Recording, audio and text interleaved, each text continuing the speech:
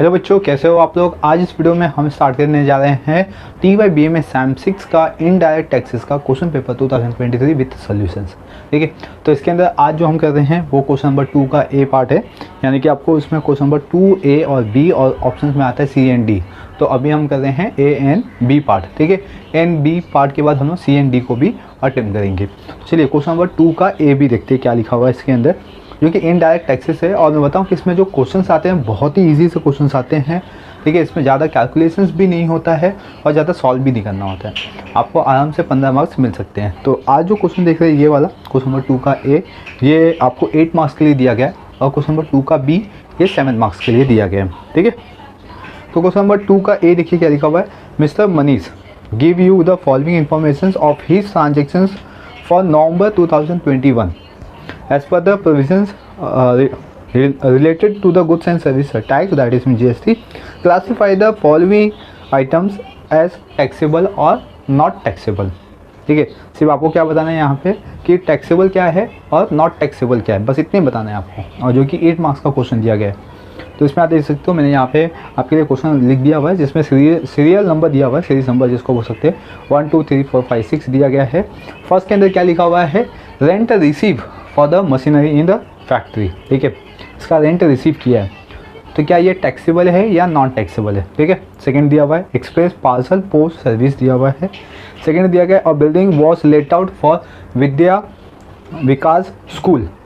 और फिर नेक्स्ट दिया हुआ है interest receive from the Reserve Bank of India यानी कि RBI।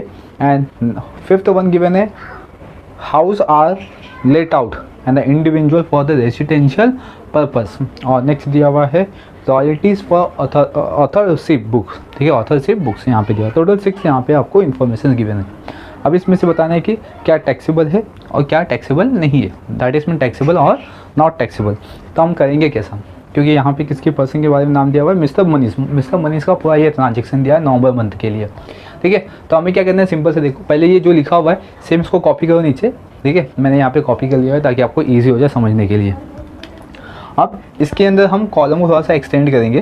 ठीक है, इसमें 2 कॉलम बनाएंगे, एक पे लिखेंगे टैक्सेबल और दूसरा लिखेंगे नॉन टैक्सेबल। ठीक है, इतना ये टैक्सेबल है। हाँ, अब इसमें क्या क्या टैक्सेबल हो सकता है, क्या क्या नॉन टैक्सेबल होता है ये देखते हैं। जैसे कि rent receive from machinery in the building, machinery in factory. ठीक है, तो हमें रेंट रिसीव हो रहा है, जो फैक्ट्री के अंदर मशीनरी हमने दिया हुआ है उसका हमने रेंट रिसीव किया हुआ है, तो ऑब्वियसली ये टैक्सेबल है। ठीक है, गवर्नमेंट इस पर टैक्स लगाएगी। एक्सप्रेस पार्सल पोस्ट सर्विस, यहाँ पे देखो, यहाँ पे क्या लिखा हुआ है आपको, express parcel post service. Right, parcel post service अगर ये गवर्नमेंट का होता, जैसे कि इंडियन पोस्ट ऑफिस है ना अपना, इंडियन पार्सल पोस्ट ऑफिस, ठीक है, या पार्सल पोस्ट सर्विस, तो अगर गवर्नमेंट के अंडर ये आता है तो ये नॉन टैक्सेबल होता है। अगर ये गवर्नमेंट के अंडर नहीं आता है तो ये क्या होगा, टैक्सेबल होगा। तो यहाँ पे एक्सप्रेस पार्सल पोस्ट सर्विस ये किसी कंपनी का नाम है जो कि प्राइवेट है। ठीक है, क्योंकि यहाँ पे गवर्नमेंट के बारे में यहाँ पे डिस्कस नहीं किया गया है, तो ये क्या होगा, टैक्सेबल होगा। तो इसमें 1 लाख हम लिख देंगे। सिर्फ आपको क्लासीफाई करना है कि टैक्सेबल कितना है और नॉन टैक्सेबल कितना है, बस इतने बताना है आपको। थर्ड वन गिवन है a building was let out for Vidya Vikas school.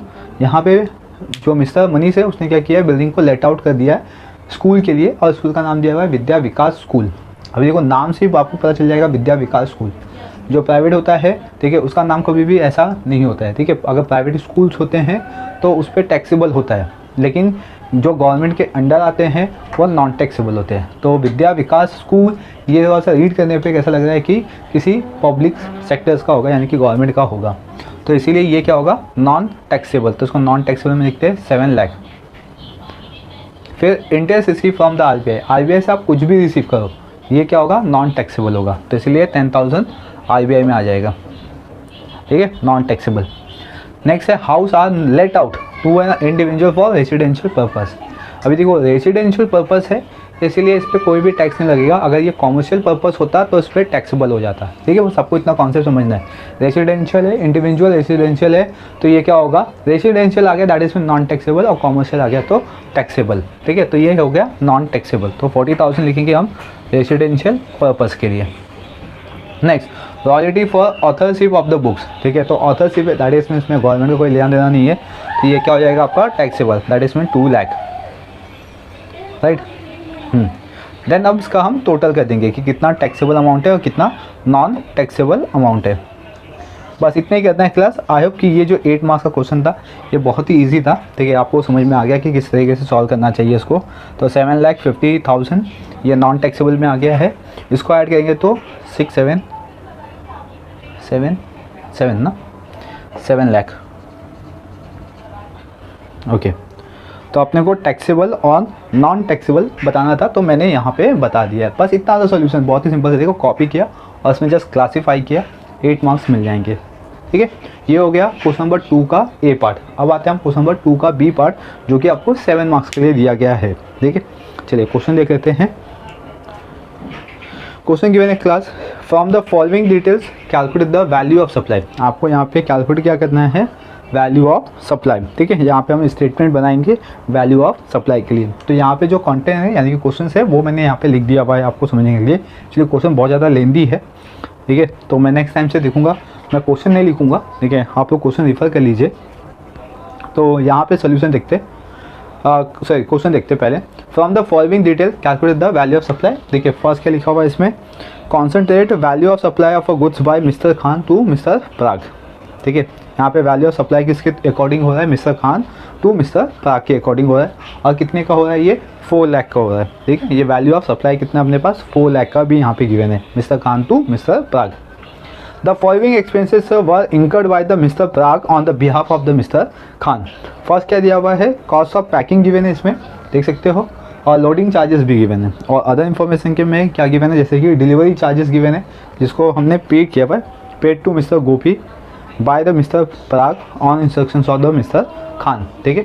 हम क्या कहते हैं, हम मिस्टर खान है, सपोज करो हम मिस्टर खान है, ठीक है। हम क्या कर रहे हैं, मिस्टर पराग को सप्लाई कर रहे हैं और मिस्टर पराग क्या कर रहा है, गोपी को डिलीवरी कर रहा है, ठीक है, समझा। तो मैंने यहाँ पे क्या किया, मिस्टर पराग को इंस्ट्रक्शन दिया, ठीक है।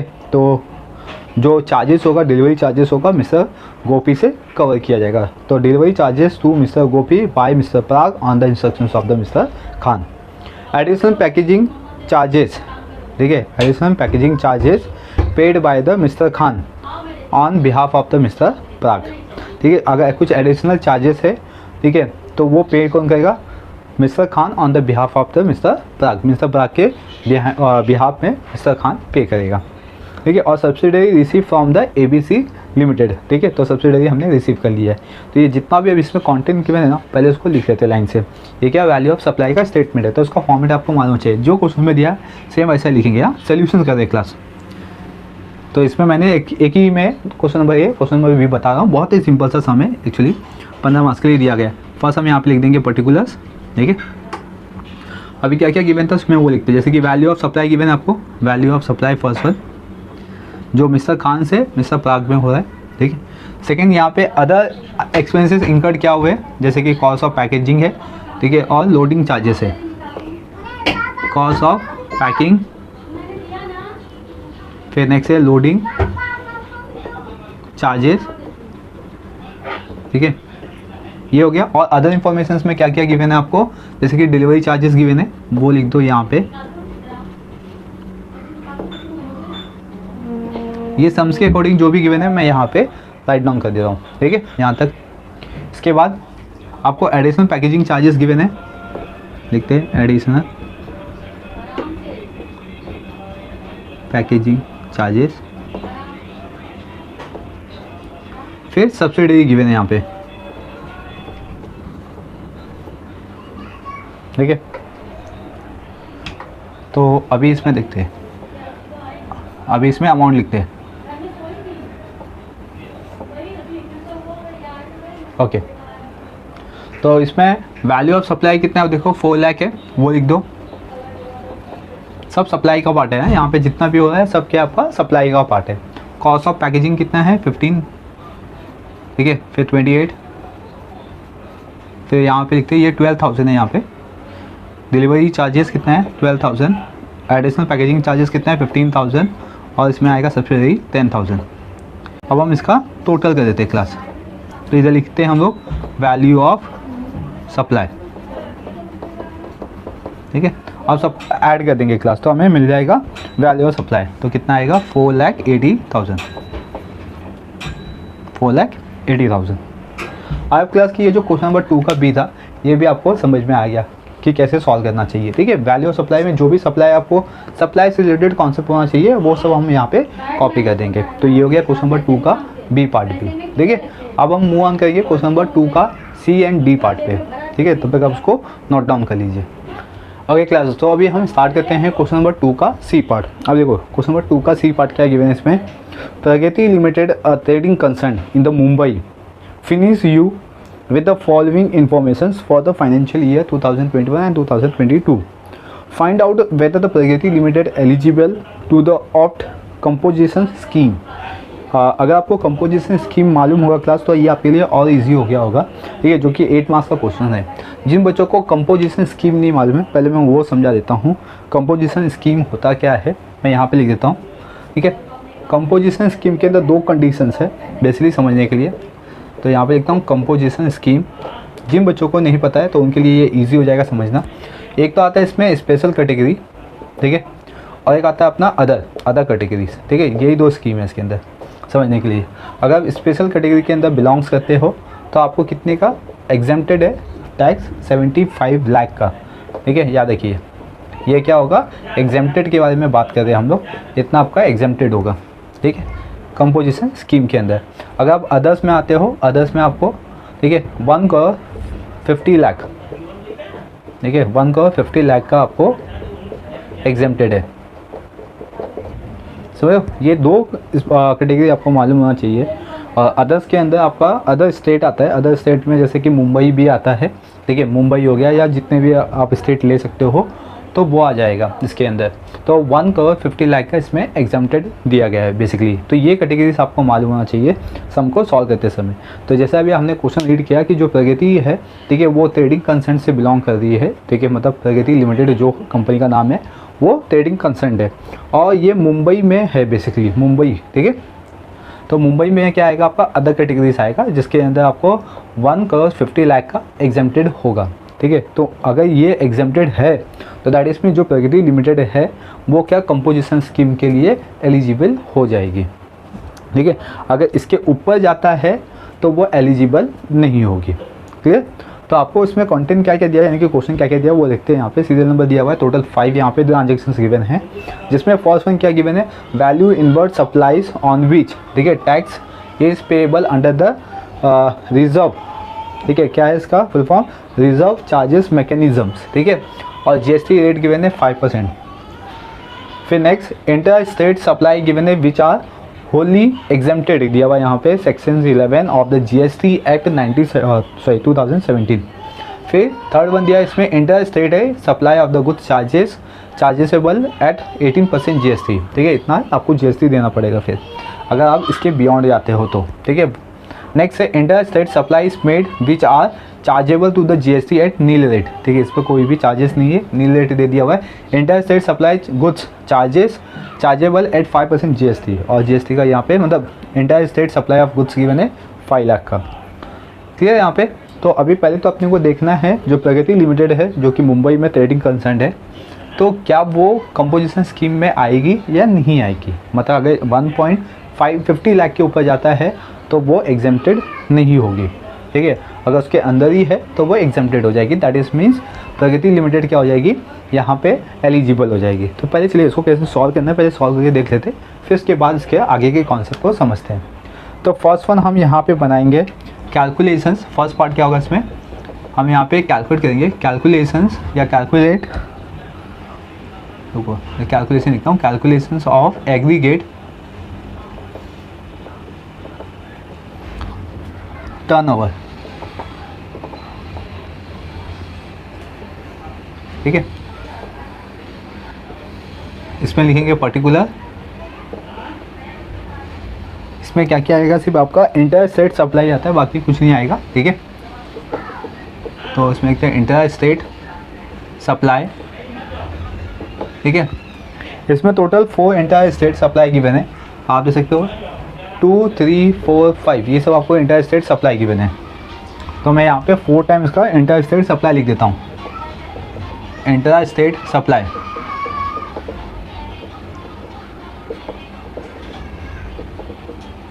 इंटर स्टेट सप्लाई, फिर इंटर स्टेट सप्लाई,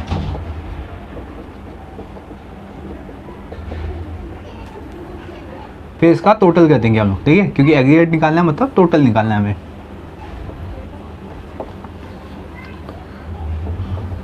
चलो अभी फर्स्ट देखो कितना है इसमें 6 लाख, तो इसमें 6 लाख लिख दो, ये अमाउंट है, हाँ 6 लाख। फिर इसमें ये लिखो कितना है 20,50,000, फिर 4 लाख, फिर यहाँ पे 5 लाख, इसको ऐड कर दो अभी, कितना आएगा इसमें 9, 15, 35,50,000।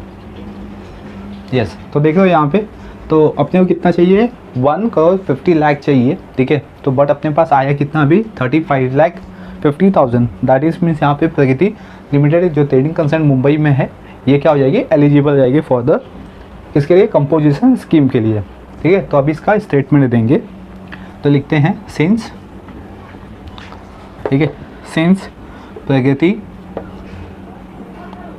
सॉरी प्रगति नहीं है प्राप्ति है, सॉरी मैं कब से प्रगति रीड कर रहा हूँ, लेकिन प्राप्ति है, प्राप्ति लिमिटेड, ठीक है, एलटीडी लिखा limited, aggregate turnover, aggregate turnover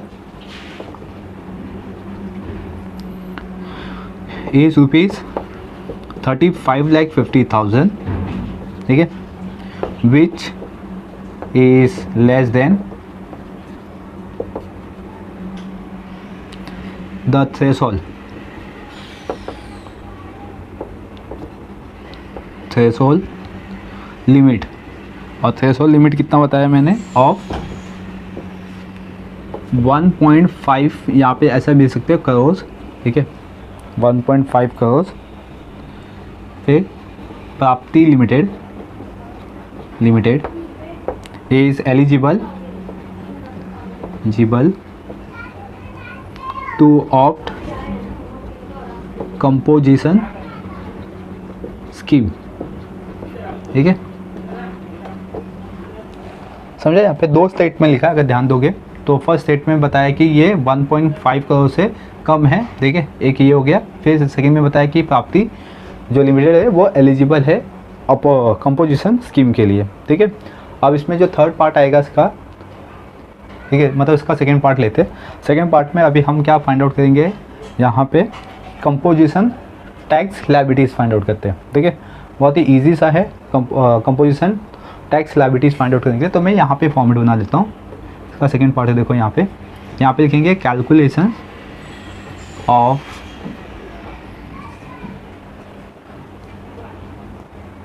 चलो मैं यहाँ पे लिखता हूँ साइड में, यहाँ पे देखो, यहाँ पे लिखेंगे कैलकुलेशंस ऑफ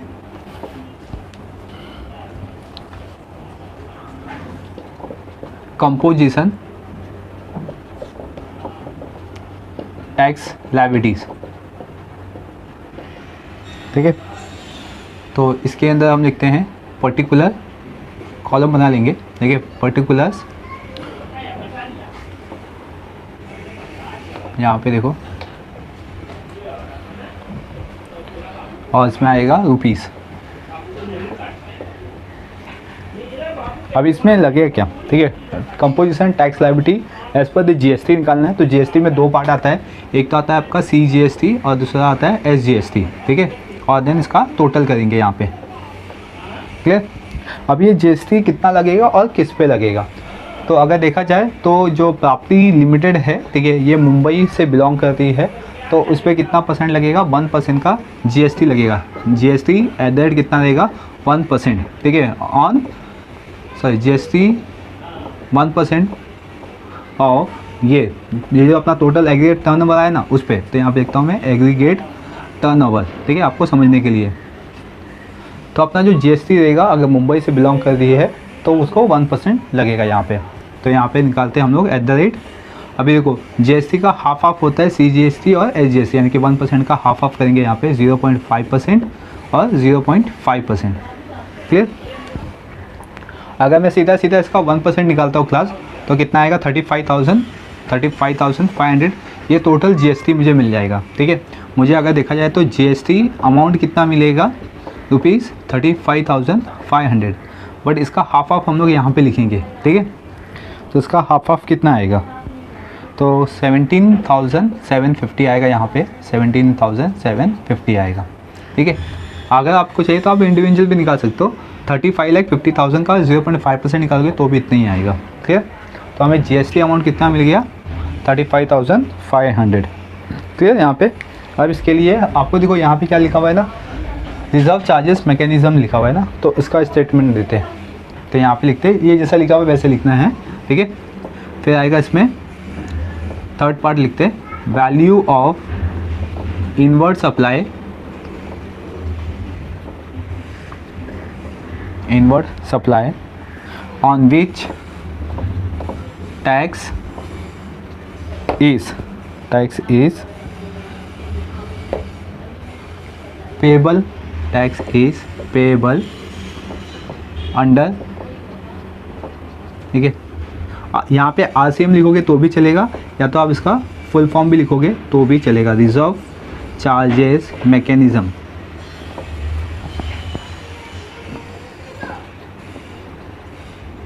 दैट इज में RCM। ठीक है, mechanism is not to be include.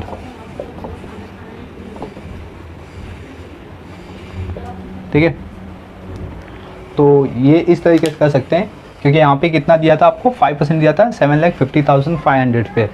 ठीक है, तो बट ये उतना नहीं आ रहा है ना, क्योंकि ये मुंबई से बिलोंग कर रही है तो 1% लग रहा है, और उसका कितना टैक्स लग रहा है 35,500 का।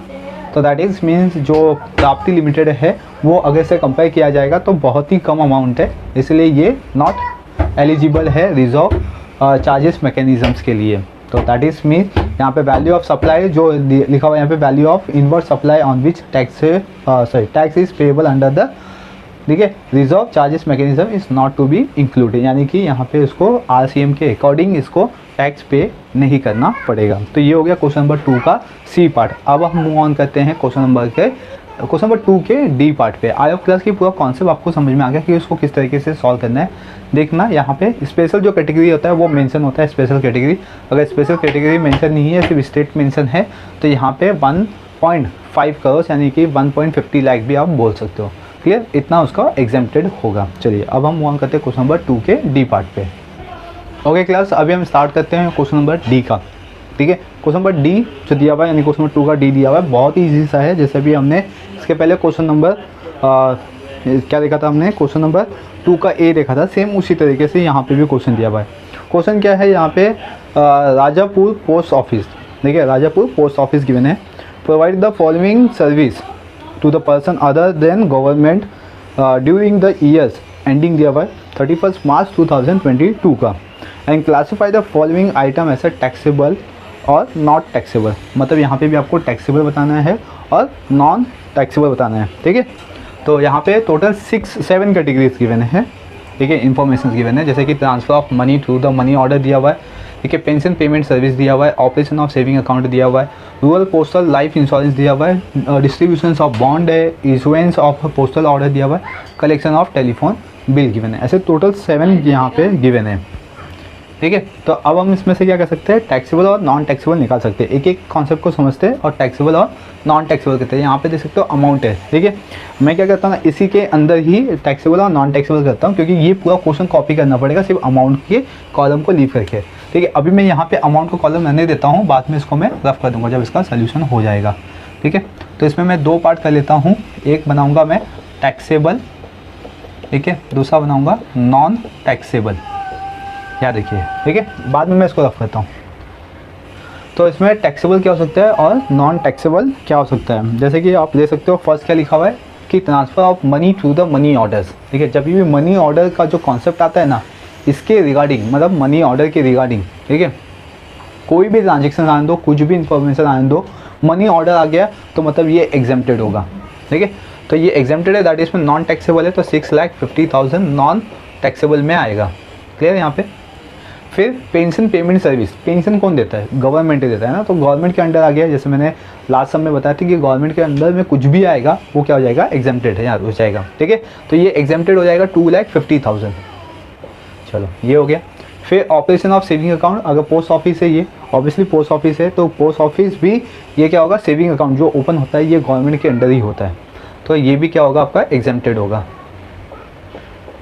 Okay, rural postal life insurance, देखिए रूरल पोस्टल लाइफ इंश्योरेंस, अब ये क्या कह रहा है यहाँ पे कि जो पोस्ट ऑफिस है वो जो रूरल्स है वहाँ पे जो लोग होते हैं उनके लाइफ इंश्योरेंस के लिए वो लाइफ इंश्योरेंस सेल कर रहा है। तो यहाँ पे लोग यहाँ पे आगे पब्लिक आगे, देखिए लोगों के बारे में बात किया जा रहा है, तो ये क्या होगा? टैक्सेबल होगा। तो 3,50,000 क्या है आपका? टैक्सेबल है, मतलब जितना भी इंश्योरेंस है सब टैक्सेबल है यहाँ पे। डिस्ट्रीब्यूशन ऑफ बॉन्ड दिया हुआ है यहाँ पे, बॉन्ड भी टैक्सेबल होता है। बॉन्ड ले लो आप, म्यूचुअल फंड्स ले लो, ठीक है, ये सब क्या होते हैं? आपके टैक्सेबल्स होते हैं। Issuance of the postal orders, ठीक है, issuance of the postal order, ये भी क्या है? नॉन टैक्सेबल है। ठीक है, याद रखिए। फिर इसमें क्या लास्ट में लिखा हुआ है? Collections of the telephone bill, तो ये तो टैक्सेबल होगा क्योंकि टेलीफोन बिल दिया हुआ है यहाँ पे। क्लियर? तो ये पार्ट हो गया, तो इसको मैं रफ कर देता हूँ ये वाला पार्ट, क्योंकि इसकी हमें ज़रूरत नहीं है अभी। ठीक है, तो क्वेश्चंस में जो था अपने पास अमाउंट, उसमें हमने टैक्सेबल और नॉन टैक्सेबल सिर्फ बताना था। ठीक है, तो चलो ये अपना टैक्सेबल और नॉन टैक्सेबल जैसे कॉन्सेप्ट को हमने यहाँ पे कवर कर लिया।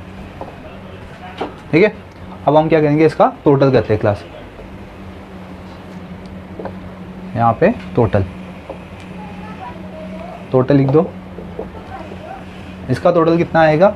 3 लाख प्लस 6 लाख 9, 10 लाख 12,50,000। तो 12,50,000 क्या हो जाएगा? राजपुर पोस्ट ऑफिस के लिए टैक्सेबल हो जाएगा। ठीक है, और नेक्स्ट थिंग इसको ऐड करते हैं 6 लाख 8 लाख 8, 10, 14, 15, 16 लाख, ये हो जाएगा नॉन टैक्सेबल।